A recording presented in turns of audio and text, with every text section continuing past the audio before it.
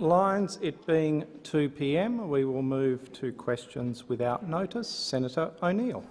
Thank you very much, Mr President, and congratulations. My question is to the Minister representing the Deputy Prime Minister, Senator Mackenzie. Liberal Senator Holly Hughes said yesterday, and I quote, "The Liberal Party represents 24 rural and regional seats in the House of Representatives, which makes it the largest party representing rural and regional Australians. How can the minister claim, as she did yesterday, that the National Party is the only one standing up for the regions?" The Minister representing the Deputy Prime Minister, Senator Mackenzie. Thank you very much, and I do thank the senator for her question and her casual interest in regional Australia. She pops in and pops out, and President, in your former role as chair of the Murray-Darling Basin Select Committee, you did see Senator O'Neill pop into basin communities, make some swift promises, scatter some caring words to false hope to irrigators. Thank you, Senator Davey. And waltz out of town without actually telling those irrigators that the Labor Party— Minister, please resume your seat. Senator O'Neill on a point of order. I know that Senator Mackenzie has difficulty. No, Senator O'Neill on a point of order. The point of order is relevant. This is a question of significant import to the people of Australia, who deserve an answer to the question that was asked, O'Neill, not a rant from Senator Mackenzie. What is the point?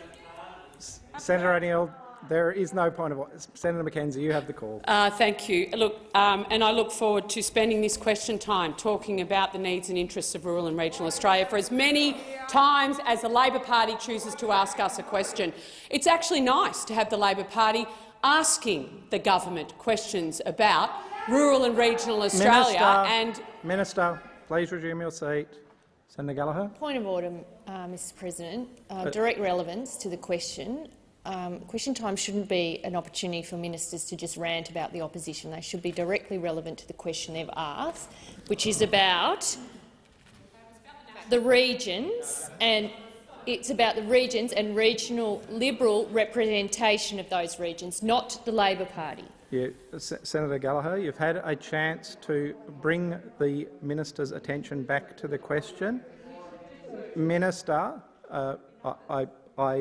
I accept that it's a general question in nature, in that it involves regional Australia.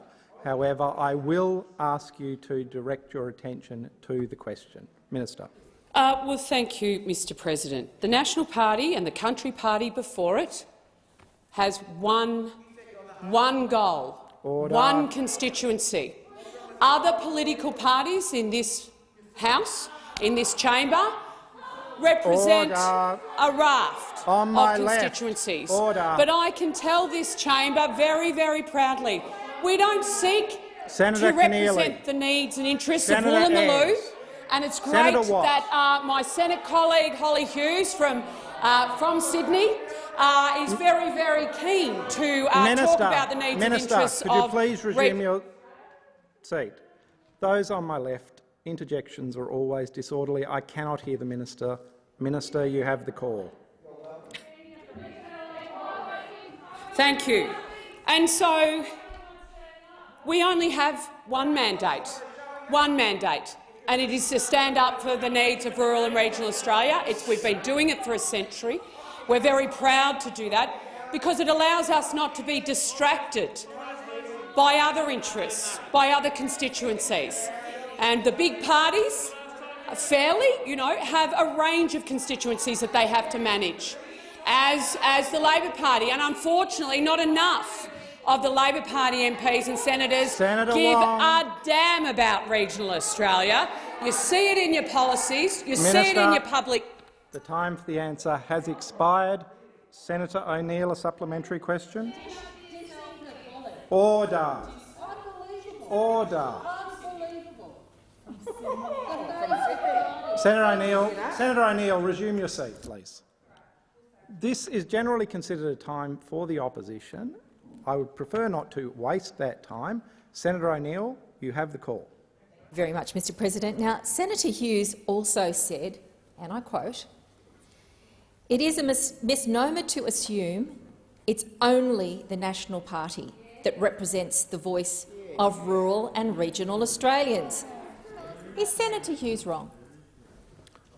Minister. Well, I'll reiterate it again, Senator O'Neill. The Labor Party has members from rural and regional Australia.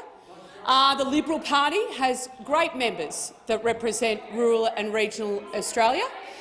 Several of them made comments this week, and I refer to Tony Passon's public commentary, Rick Wilson's public commentary, Rowan Ramsey's public commentary, great Melissa Price from Durack in WA, really strong representatives from rural and regional Australia. But when you ask what my job is, as the leader of the National Party in this place, and what every single National Party senator cares about, we only have one focus, we only have one constituency. We're not distracted by anything else other than the needs and interests of rural and regional Australia. And we're very, very comfortable to fulfil that role. Senator O'Neill, a second supplementary. Thank you, Mr President.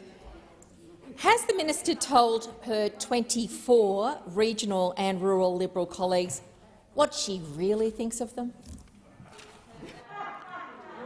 Senator Mackenzie. Love to all the rural and regional MPs in the coalition, because when we come into this place, and Senator Wong's earlier contribution to the Senate, she spoke about targets and quotas, and I've been on the public record. I want to see a cabinet and a parliament full of as many rural and regional MPs and senators as possible, because rural and regional people, the most marginalised in this country, the poorest in this country, need strong representation. Senator Mackenzie, please resume your seat.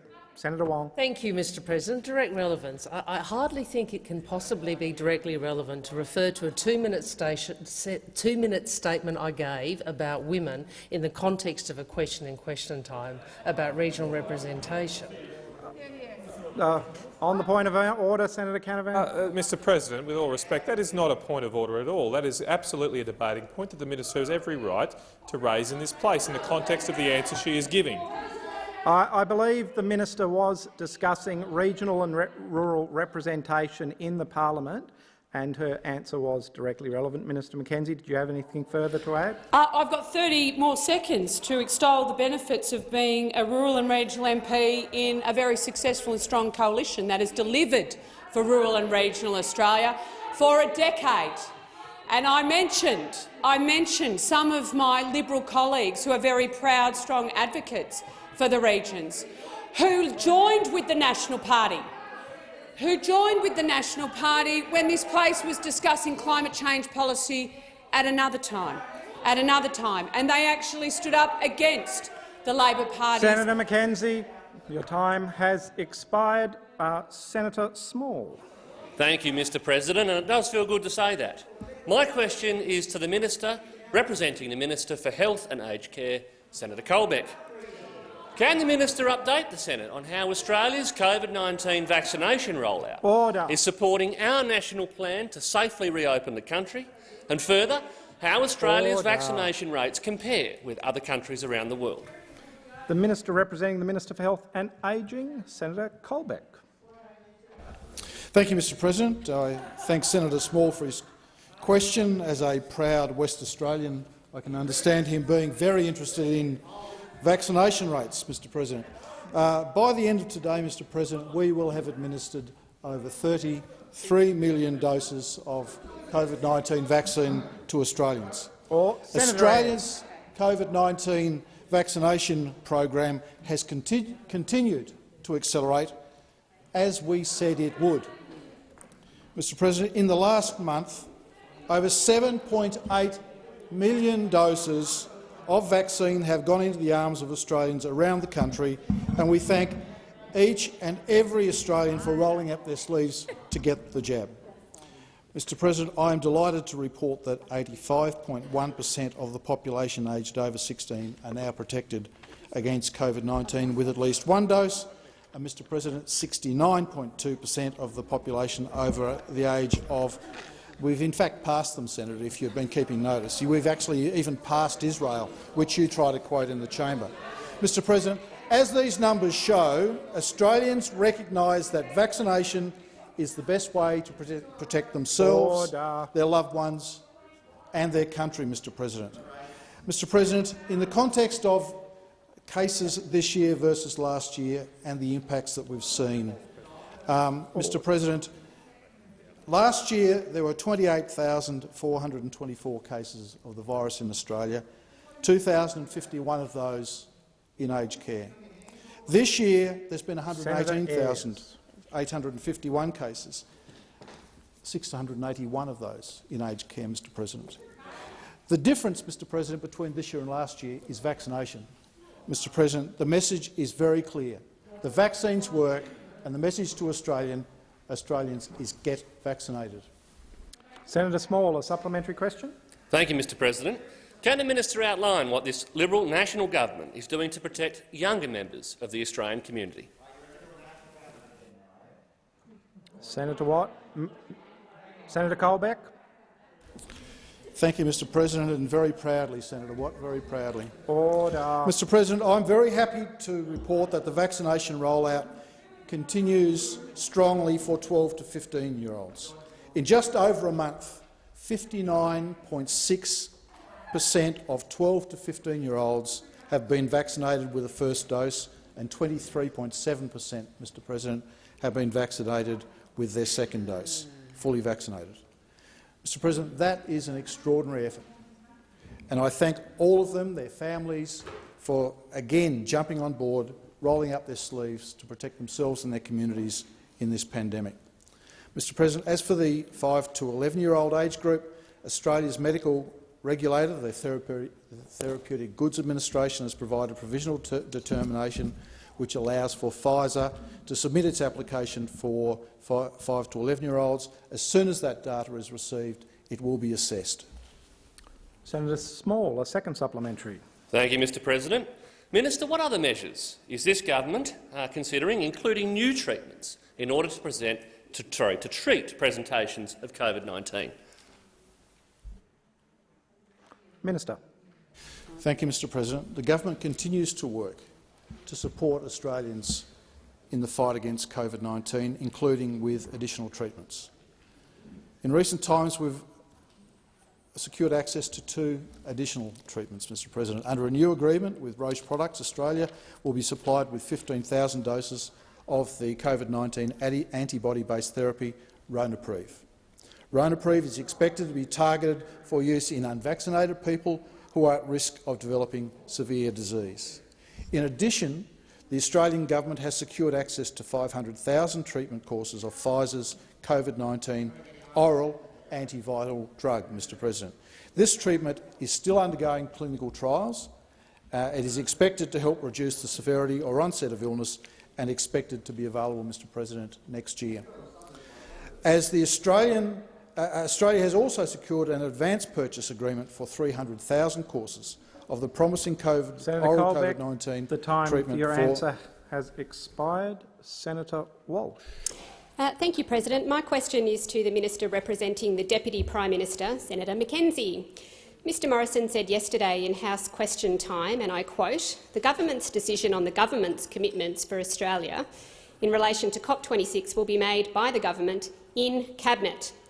When was the Deputy Prime Minister first told by Mr Morrison that he intends to move ahead with net zero by 2050 with or without the support of the Nationals party room?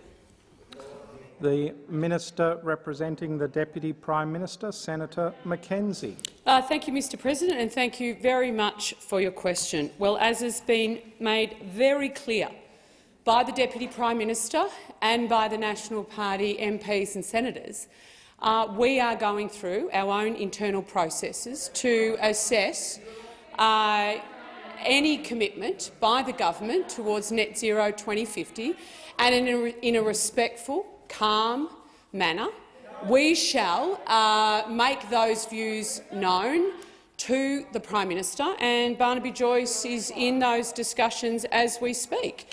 And so, I think for anyone to cause us to rush that decision, to actually force our hand, when the momentous nature of this decision and the far-reaching impacts of this decision on the people we were sent here to represent haven't properly been assessed, is us not doing our job. Us not doing our job. Well, it's not just us. I'll take that interjection from Senator O'Neill. It's not just us. I have some quotes here. There are a couple of Labor MPs who are from the regions. Joel Fitzgibbon, a fantastic member for Hunter, who has been on the record for very— Senator McKenzie. Senator McKenzie, please resume your seat. Senator Watt on a point of order. Thank you, Mr. President. I would have been on my feet a lot more quickly if it wasn't for that cord. Don't get tangled up, Senator Watt. On relevance, it's not about the process the government's going through. Very specific question as to when the Deputy Prime Minister was first told by Mr Morrison that he intends to move ahead with or without the support of the National Party room. That's the question, not anything else. We'd ask that we get a relevant answer. Senator Wong, please allow me to rule. Senator McKenzie has been directly relevant to the question.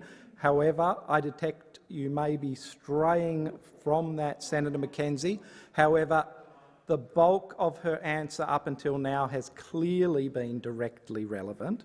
So I will remind Senator McKenzie of the question and ask her not to stray from it, but you have the call. Senator McKenzie. Don't stray. Thank you, Mr President. Well, as I said, the National Party has been very clear what we're doing this week. We're making sure that rural and regional jobs will be protected, that we can ensure that any move towards net zero 2050 will ensure that the impacts won't be borne by the people that have sent us to Parliament. It's actually the very essence of democracy. And if those opposite actually remembered who they supposedly represent, the blue singlet workers in this country, the foresters, the manufacturers, the miners. I tell you what, there's only two people in your political party who are actually sticking up for those workers, and it's Joel Fitzgibbon and Meryl Swanston. Senator McKenzie, the time has expired. Senator Walsh, a supplementary question. Mr Joyce has said, and I quote, "It is correct that a decision of Cabinet is not a decision that comes to a vote or has anybody crossing the floor." Has the Deputy Prime Minister informed his party room that the Morrison-Joyce government's position of net zero emissions by 2050 will be determined regardless of their views? Senator McKenzie. Well, thank you very much, Mr President. For 75 years, two political parties have come together to form a very, very strong coalition which has delivered stable, successful government more often than not. Well, you know what? You say that, but it's a long time since you've been here. It's a long time since you've been here. And it's because the Liberal Party focuses on what they do best and the National Party focuses on what we do best, which is standing up for rural and regional Australia.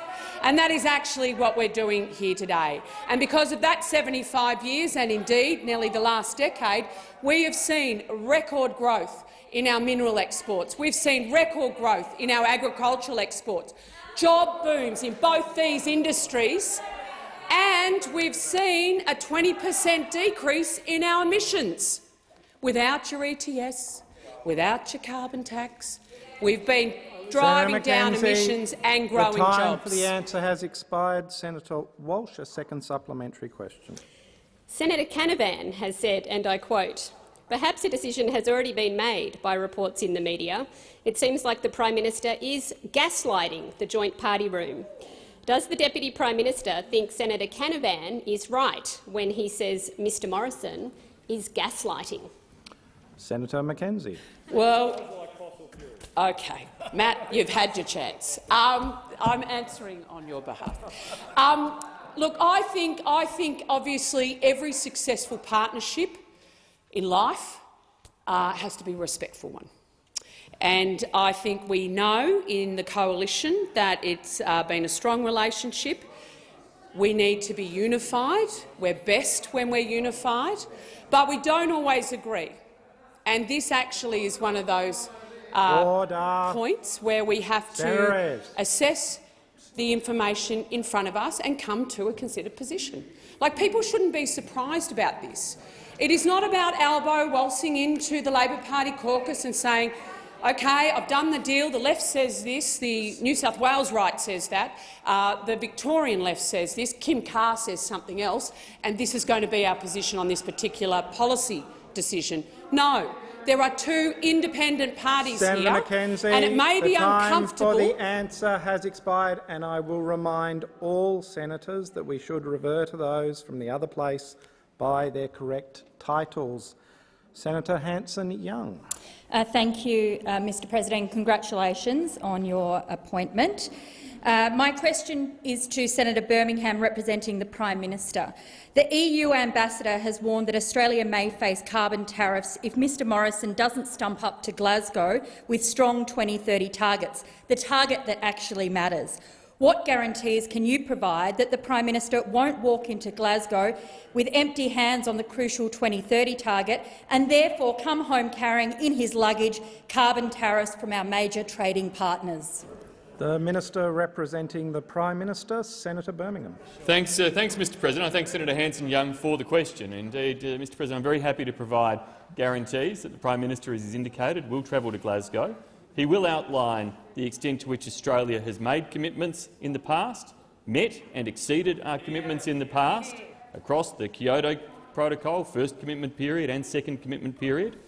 He will outline how, in relation to the Paris Agreement, Australia is meeting and on track to beat our 2030 targets, indeed demonstrating that, once again as a country, we don't just talk about these things.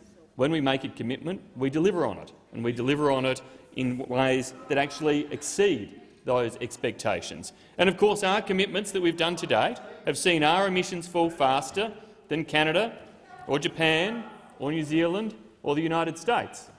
So we can demonstrate very clearly that we've made commitments, that our commitments are delivering, and that our commitments indeed are exceeding. And our delivery is exceeding many of those around the rest of the world. But importantly, the Prime Minister won't just be going to Glasgow talking about our commitments for the future. He'll also be going talking about our plans on how we deliver those commitments, our plans on how we deliver them in terms of continuing to reduce those emissions in ways that have led and exceeded so much of the rest of the world to date, and our plans on how we will protect the jobs in Australian communities on that journey, because that is something that is all too often overlooked from those in the Greens and those opposite who want to make the commitment first and worry about the job impacts after.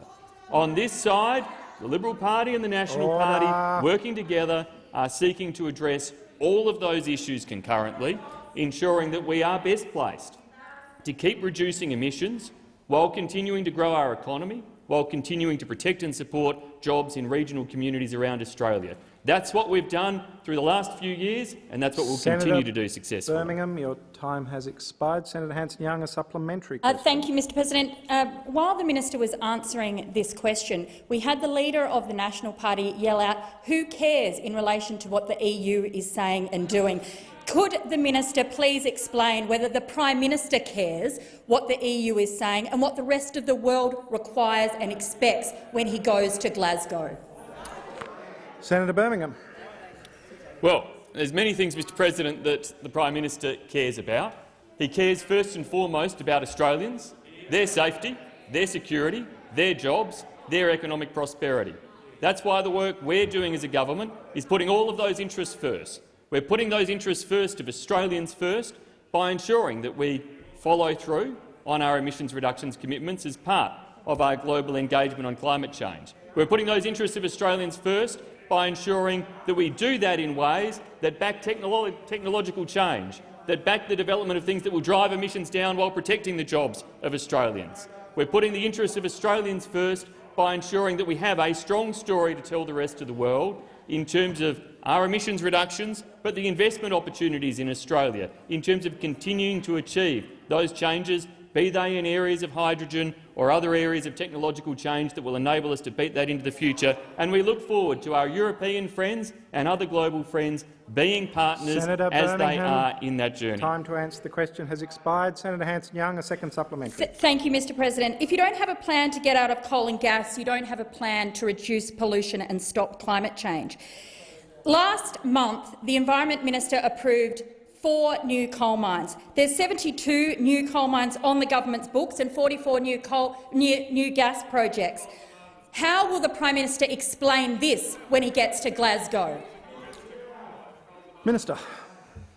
Thanks, Mr President. Well, Australia's domestic energy market has undergone amazing transformation, and that transformation of Australia's domestic emissions market sees us as having the world's highest uptake of rooftop solar in the world, sees us as seeing us having huge investment in terms of those renewable sectors, and underpinned, indeed, by our investment in Snowy 2.0 and the Battery of the Nation project.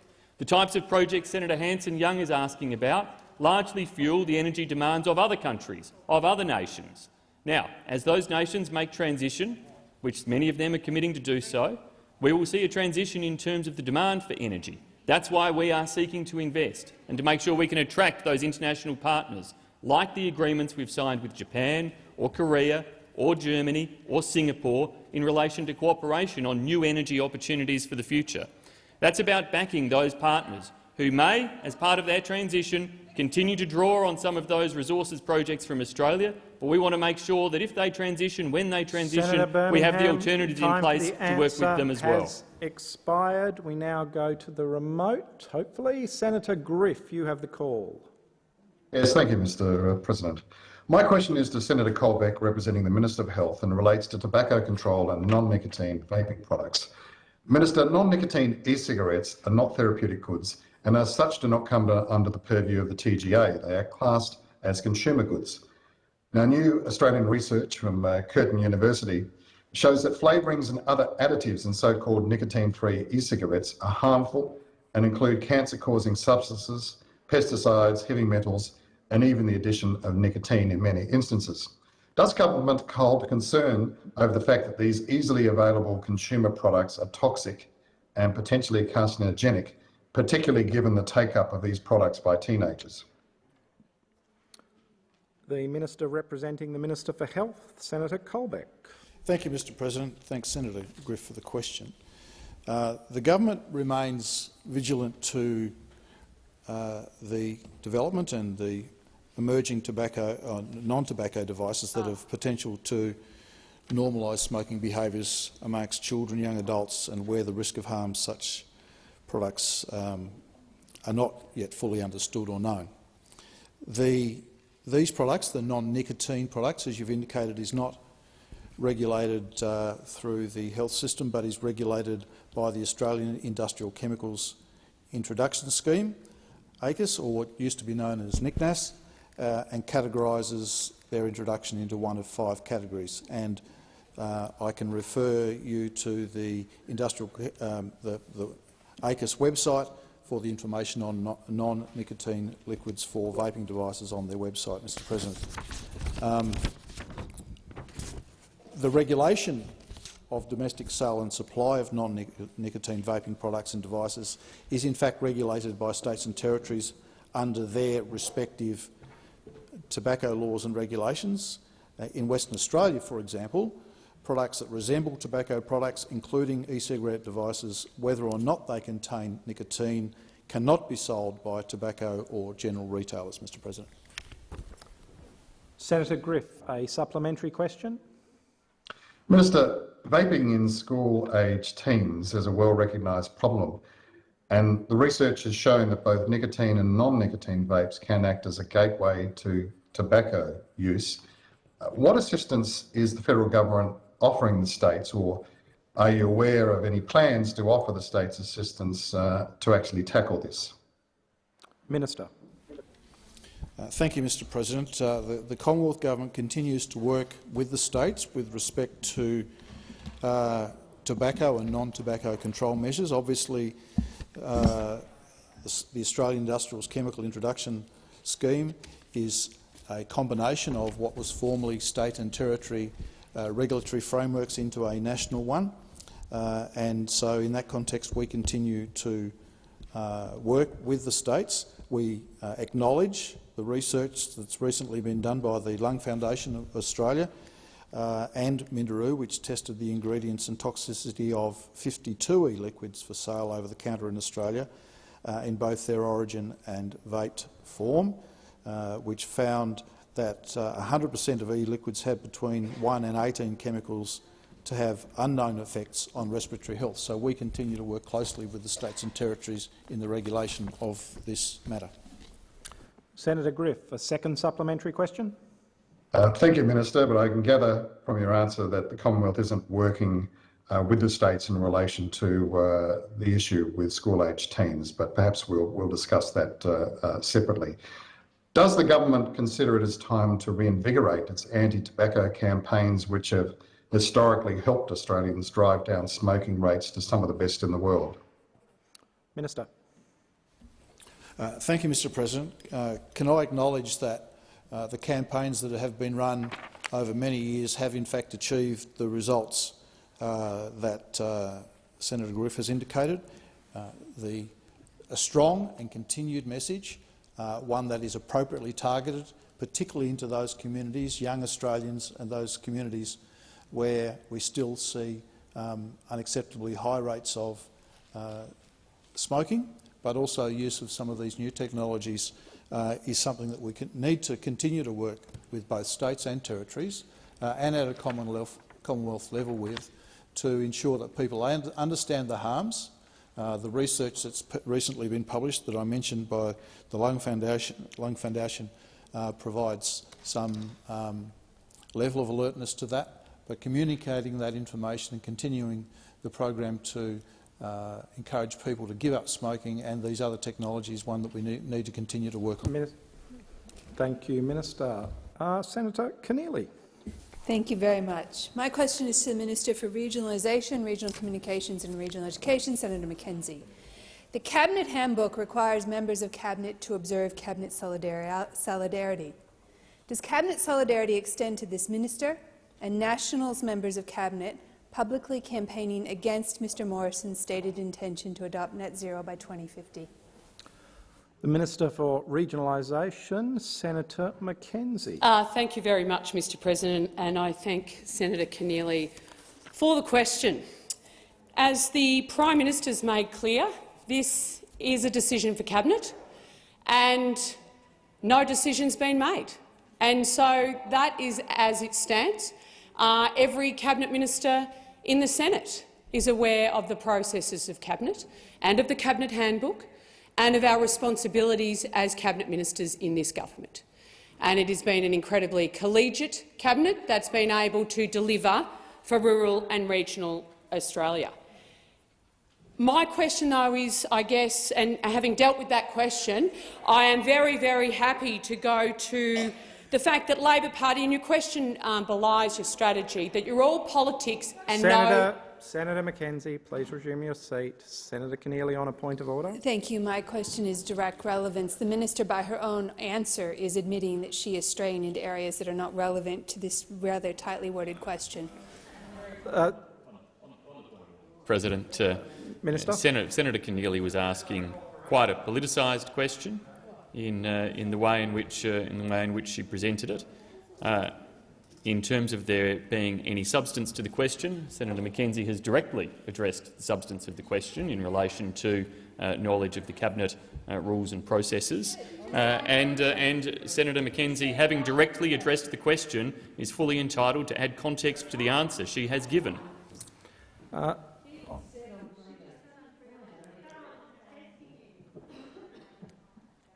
Senator Mackenzie, I believe you were being directly relevant to the question. However, your choice of phrase in broadening your answer was probably not indicating that you were staying directly relevant to the question. So I will bring your attention back to the question. However, you have the call. Thank you very much, Mr President. And having answered Senator Keneally's question, I want to go to other aspects of her question, being around the decision on the issue that we're discussing today becoming before Cabinet. The Labor Party chooses to politicise their questions to me all day yesterday, all day today. It's the quotathon. We'll have George Christensen, I'm sure, at some point today, others tomorrow. The fact is that you are playing politics with this question because you actually have no plan. You actually have no plan yourselves to take forward. You have had 8 different positions on this question. 8. And, you know, whether it's Chris Bowen, whether it's Mark Butler, whether it's a fantastic member for Hunter, who sadly won't be running at the next election, provides an opportunity for this side of the chamber, quite frankly, Meryl Swanson and the like. You are much more divided on this question going forward than we ever have been. The National Party is focused Senator on its McKenzie, job. your time for the answer has expired. Senator Keneally, a supplementary question. Thank you, Mr. President. The Prime Minister has made clear that net zero emissions by 2050 will be a decision of Cabinet. Given the Cabinet handbook requires that, and I quote, members of Cabinet must publicly support all government decisions made in Cabinet even if they do not agree with them. Does this minister commit to supporting the Liberal plan for net zero emissions by 2050 once it is adopted by Cabinet? Senator McKenzie. I completely reject the many assumptions and presumptions that exist in Senator Keneally's question. As I've just said, the Cabinet has not made a decision, and the Prime Minister has been clear about that, as is the Deputy Prime Minister. And they are making sure that the National Party has a chance, as an independent, sovereign party, to make their own decision. And we will go through a process that we've outlined. As I've stated, though, this tacky, tawdry political game that you're choosing to play because you don't have a plan. You're not standing up saying what you think should be taken to Glasgow, what you think the 2030 target should be, which is why the Greens chose to try and wedge you this morning. I just want to read from Paul Kelly's Triumph and Demise, the broken promise of a Labor generation. Senator McKenzie, your time has expired. Your time has expired, Senator McKenzie. And I don't think question time, you can't have the length of answer required to read quotes from a book. Senator Keneally, you have a second supplementary. The Cabinet handbook also states that, and I quote, Cabinet ministers cannot disassociate themselves from or repudiate the decisions of their Cabinet colleagues unless they resign from Cabinet. Given this minister's stated opposition to the Liberals' plan for net zero emissions by 2050, will this minister resign from Cabinet once it is adopted by Cabinet? Senator McKenzie. That is absolutely a hypothetical question there, Senator Keneally. I've been very clear on what the process that has been outlined by the Deputy Prime Minister and the Prime Minister are. So I'll return to what former Nationals leader Warren Truss had to say when the Rudd Labor government put the ETS before this situation. Your climate policy said— Senator McKenzie, the ETS, Senator McKenzie, resume your seat. Senator Watt on a Senator, how is this possibly Senator relevant? Watt, on a point of order? Yeah, on relevance. How is quoting from a book about the Rudd-Gallard argument possibly relevant to a question about the Cabinet handbook? Mr. President. Order.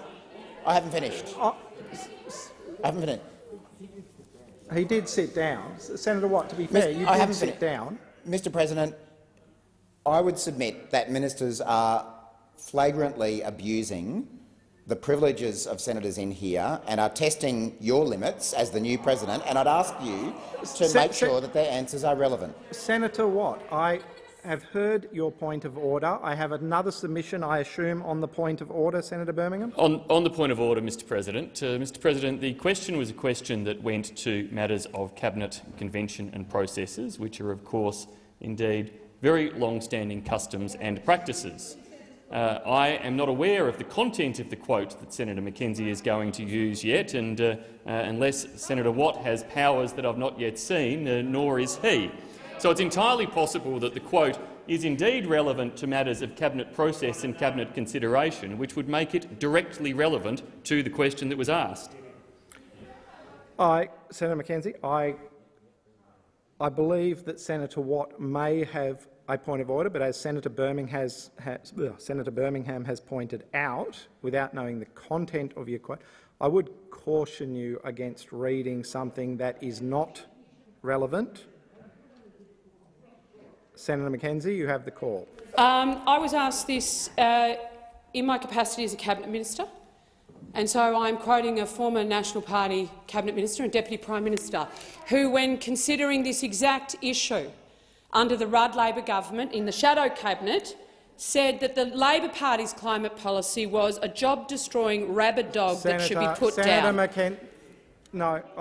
Senator McKenzie, unless you want to return to the question, I'm going to ask you to stop reading from the book. So do sit there, but I'll agree to your ruling, Mr. President. Senator McKenzie, you have the call. You have 19 seconds remaining if you wish to take it. Senator McKenzie?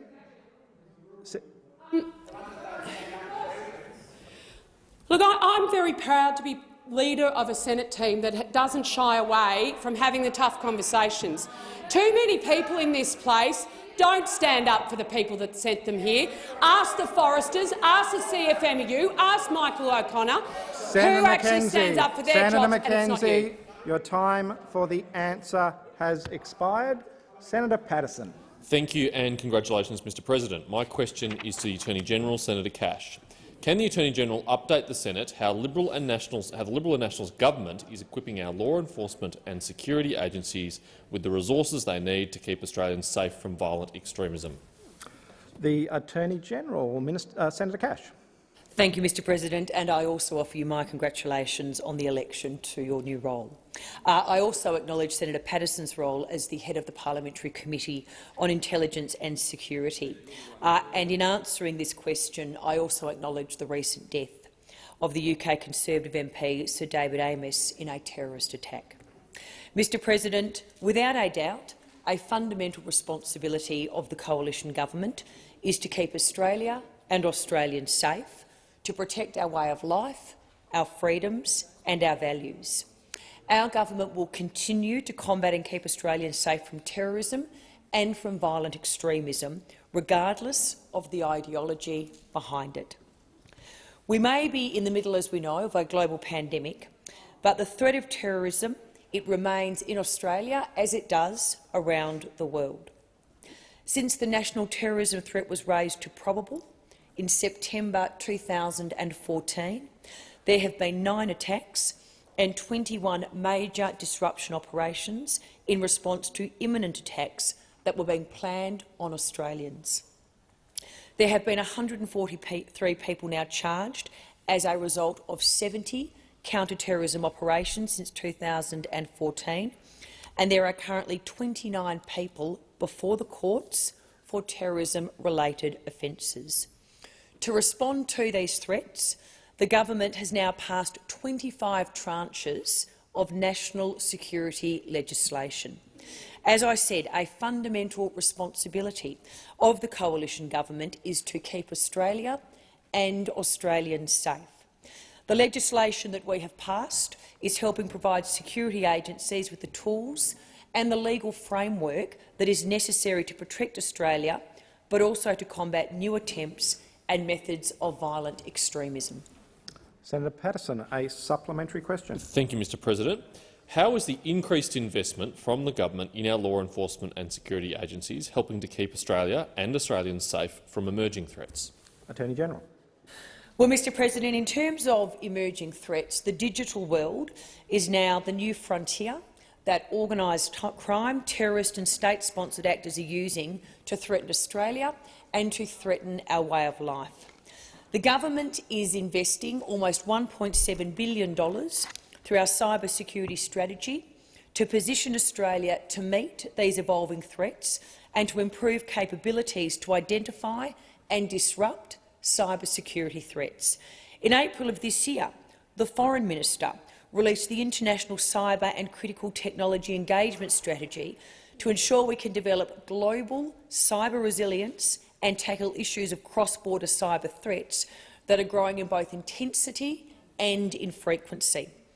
By working, as the Foreign Minister knows, with our national partners and investing in our own capabilities, we can work to both minimise and disrupt cybersecurity threats by these organisations. Senator Patterson, a second supplementary question. Thank you, Mr President. How will the AUKUS trilateral agreement help our law enforcement and security agencies deepen cooperation with our security partners to protect Australians and our way of life?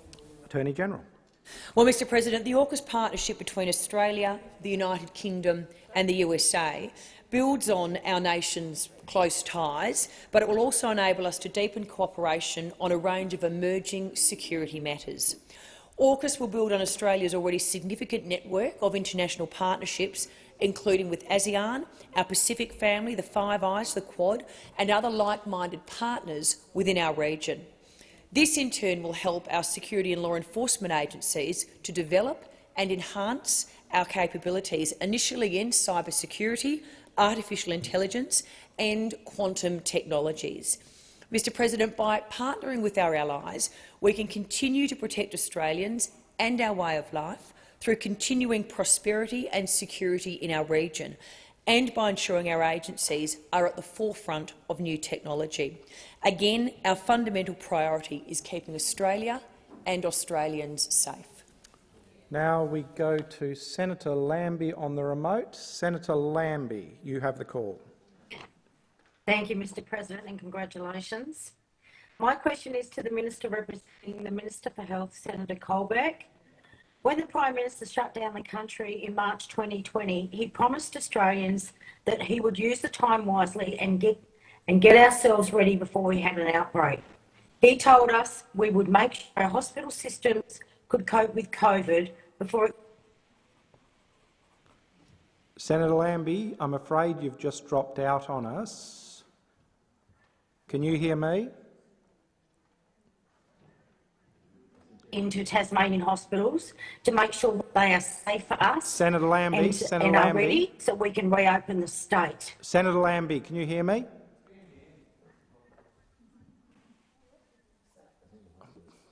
Senator Lambie, can you hear me? All right, we'll move on to the next question and come back to Senator Lambie with the agreement of the chamber. So we'll go to Senator Gallagher. Thank you very much.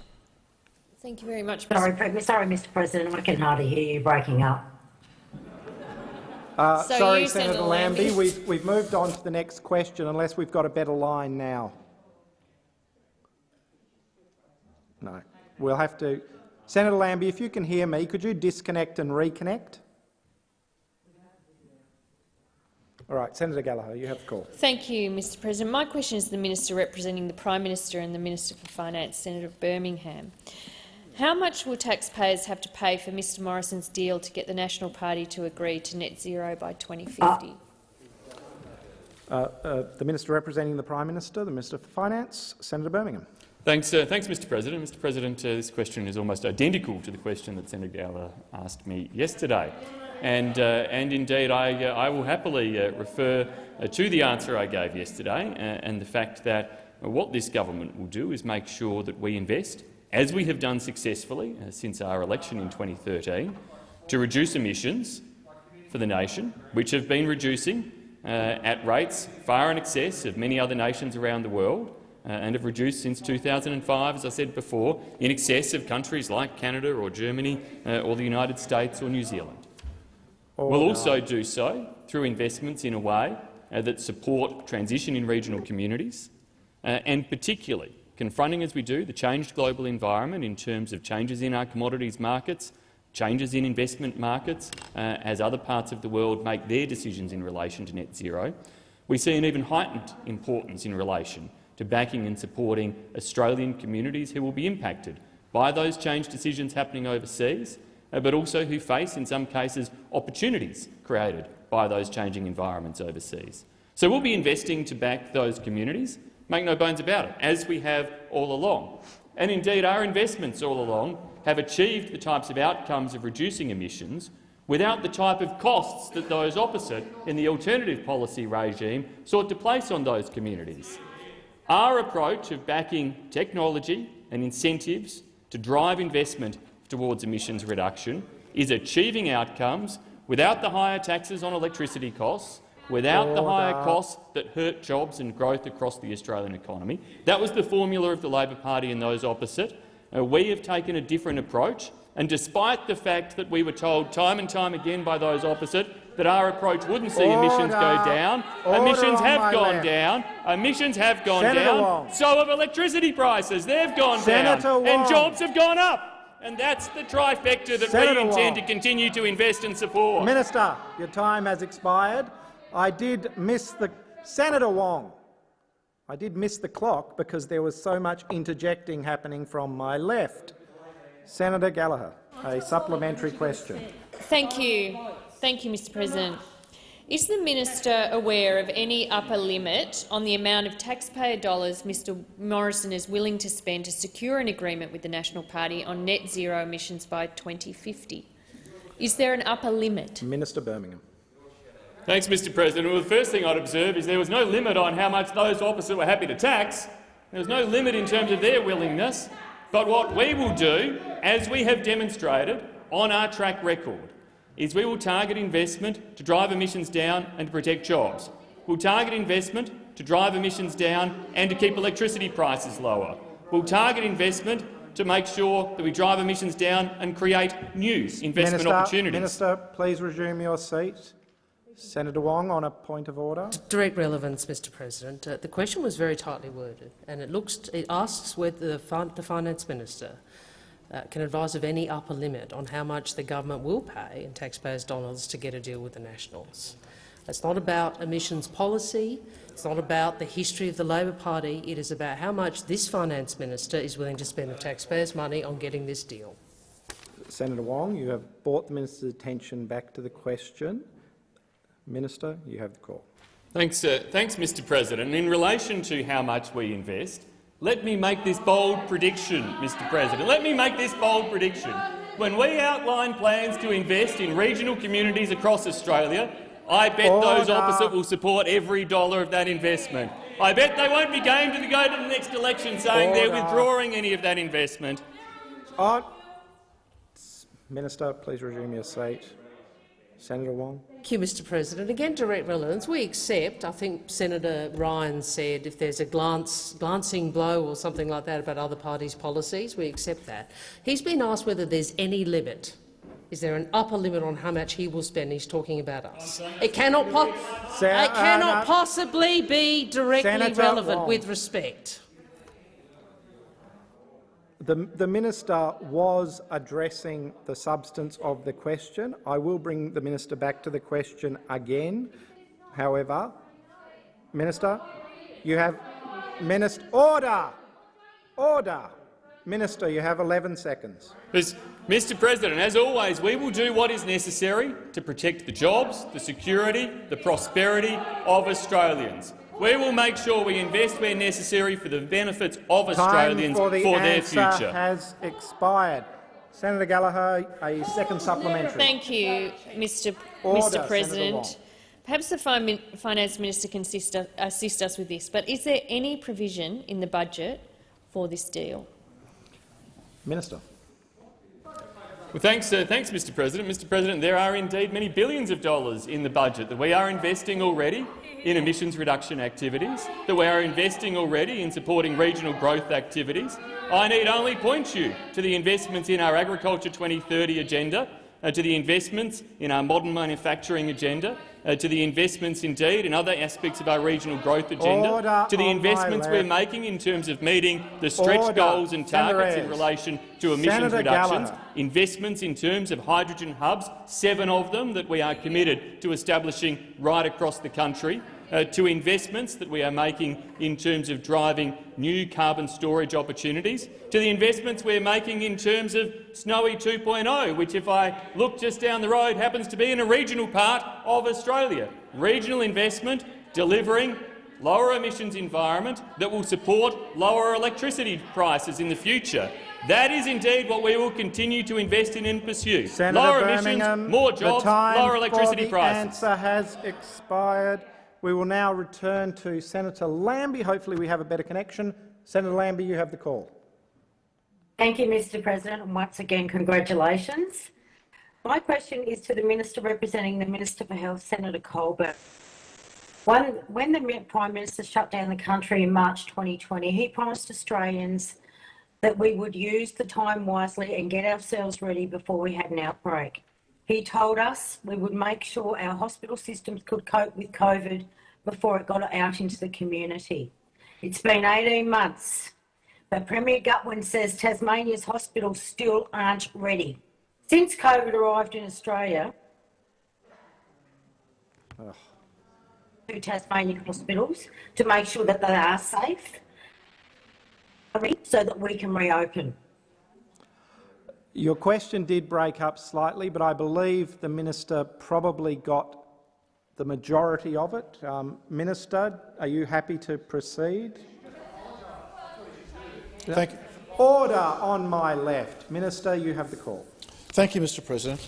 And thanks, Senator Lambie, for the question. I did miss a piece which was a quote from the Premier, but Mr. Premier, I would like to assure all Australians that the work that we've been doing since the beginning of the COVID-19 pandemic has been to support Australians and to protect Australians as we work our way through the impacts of the pandemic. Mr. President, that includes for the health system, and one of the first things that we put in place was the private hospitals agreement, which allowed us to have access to the private hospital system, should we need it, to support the public health system to cope with the pandemic, Mr. President.